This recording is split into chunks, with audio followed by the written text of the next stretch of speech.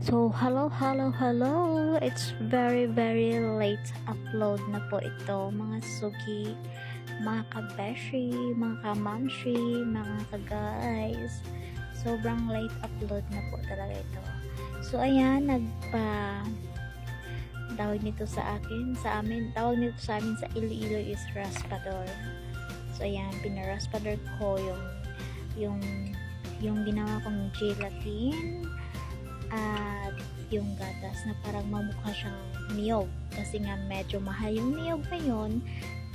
Gumawa na lang ako ng sarili kong niyog charot, para marami-rami naman yung niyog na ilalagay ko kasi nga bumili ako ng niyog dalawang piraso ba yun, dalawa lang, so sobrang maliit, kaya bumili na lang ako ng gelatin, and then ginawa ko ito, nilagyan ko siya ng gatas and then asukal, at ito yung naging resulta ng ginawa ko. Niraspader ko siya para magmukhang niyog talaga siya. So ayan, nagpakulo ako ng tubig, and then hindi ko na rin na-videohan, and then andyan na yung macaroni. So, nilagay ko na yung macaroni dyan, and then kumukulo na siya, and then hinalo-halo ko na rin siya kasi nga baka magdikit-dikit, and kasi nga maliit lang yung tubig ko. Pagkatapos, wala kaming labador, tawag dun palanggana or whatever, kasi nga boarding house namin to, wala kami masyadong gamit, so may kalaha or kaha. So, akala ko wala ng ibang prutas. Yan pala nasa baba na. Sa baba pa lang siya. So, akala ko lahat pineapple lang lahat. So sad naman po kung pineapple lang yung aming fruit salad. So, hindi ko pala alam na mayroon pala ibang prutas sa baba. So, naipababaw lang yung pineapple. So, ayan. Sobrang dami ng aming nagawang fruit salad, macaroni sa New Year. So, New Year pa yan dapat. Kaso lang, naging busy ako at ngayon ko lang naisipang i-upload.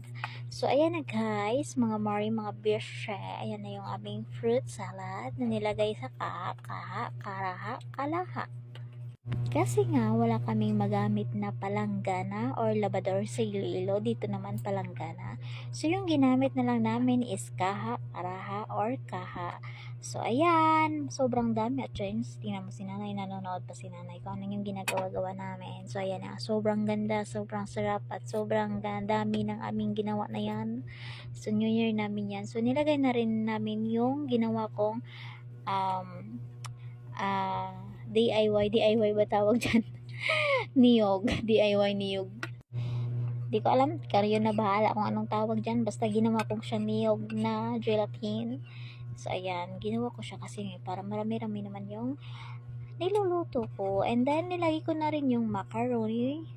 So, sobrang dami na talaga. Halos mapuno na yung aming mga kaha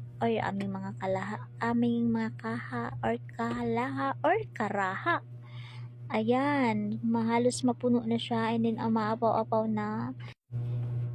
So, nilagay ko na rin yung maliit na niyog na binili ko kanina. Yung isang piraso dyan is 45. So, dalawang binili ko equals 90.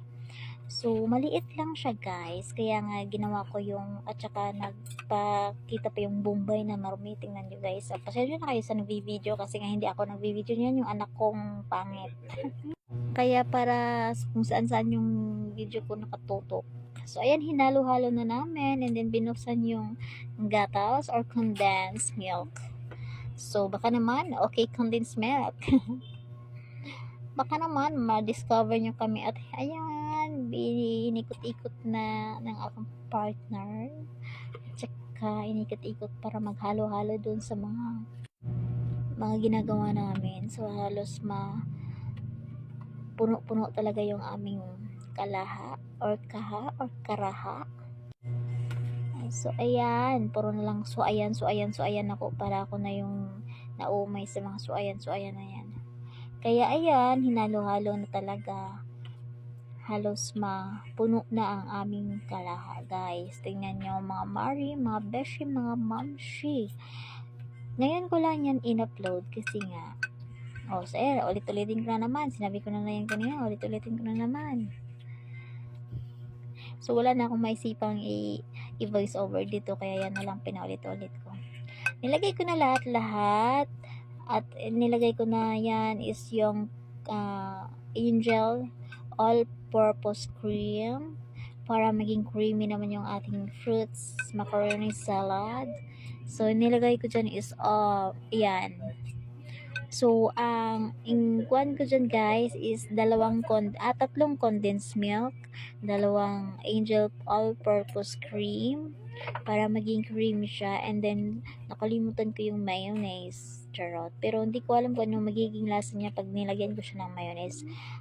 Hayaan nyo next time. Gagawa ako ulit nito, and then i-try ko kung ano magiging lasa pag may mayonnaise. So, sorry na po sa mga hindi maganda yung video, kasi nga yung videographer ko kung saan nakatutok yung pag-video niya. So, hindi pa siya sanay mag-video kasi nga ako yung taga-halo, siya yung taga-video, kaya kung saan-saan niya siya nag-video. So, ayan, hindi okay na yan, at least naka-video kami. So, ayan, nakalimutan ko palang ilagay yung raisin, kasi nga may binili pa akong raisin, kasi nga para naman may pa-color ganon. At yung cheese, so ayan na, hinalo-halo ko na, tapos halos mahilo na yung mga fruit salad and macaroni, kasi nga sige, halo-halo, and then sa huli nakalimutan ko na, hindi ko pa pala nilagay yung raisin, and then yung cheese na hinati-hati ko na kanina pa. So, ayan, nilagay ko na yung raisin. Ano ba tawag dyan sa Tagalog? Raisin. Basta raisin. Pangalan niya sa plastic, kaya raisin. At saka yung cheese. So, nilagay ko na yung raisin kasi nga pampadagdag kulay, ganyan. At saka masarap din naman yan. So, dati kasi isang pack, maubos ko yan. Pinapapak-papak ko yan. So, ayan guys. And then, nilagay ko na rin yung cheese na hinati, na slice ko kanina. So, ayan. I-bash na lang ako sa aking voiceover kasi nga, hindi pa tayo sanay mag-voiceover. Ilang years na tayong nagba-vlog, nagmi-mini-vlog, pero yung boses natin ay parang bulol-bulol. Pasensya na kayo sa dila ko kasi nga hindi pa ako sanay mag-voiceover talaga, at yung video ko kung saan pumupunta. Imbis na fruit salad yung videohan niya, mga bomba yung nakikita, kasi nga kung saan siya nag-video. At pasensya na rin kayo kasi nga hindi rin itong aming bahay, kasi nga nagpa-boarding house lang kami, and then tindahan ito siya. So, tindahan ito siya, okay? Kaya wag kayo magreklamo, okay? Kasi nga hindi ito sa amin.